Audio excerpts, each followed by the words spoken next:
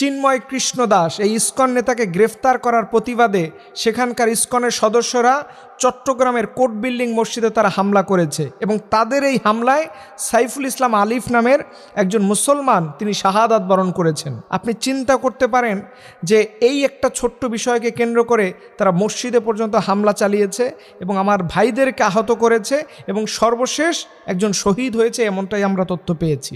আপনি একটা জিনিস গভীরভাবে লক্ষ্য করে দেখেন যে এদের মধ্যে আসলে মানবতা বোধ কতটুকু আছে। গত ৩-৪ মাস যাবৎ এই মুসলমানরাই তাদের মন্দিরগুলো পাহারা দিছে, রাতের পর রাত আমরা দাঁড়িয়েছিলাম, মন্দিরের আমরা পাহারাদার ছিলাম, অথচ এরা একটা তুচ্ছ বিষয়কে কেন্দ্র করে আজকে মুসলমানদের মানুষের গায়ে আঘাত করতেছে, অসংখ্য গাড়ি ভাঙচুর করেছে, অসংখ্য মানুষের জীবনকে তারা বিপন্ন শুরু করে দিয়েছে। এটা কিন্তু খুবই হতাশাজনক একটি বিষয় এবং গভীর উদ্বেগের একটি বিষয় যে তারা আসলে এদেশে চায়।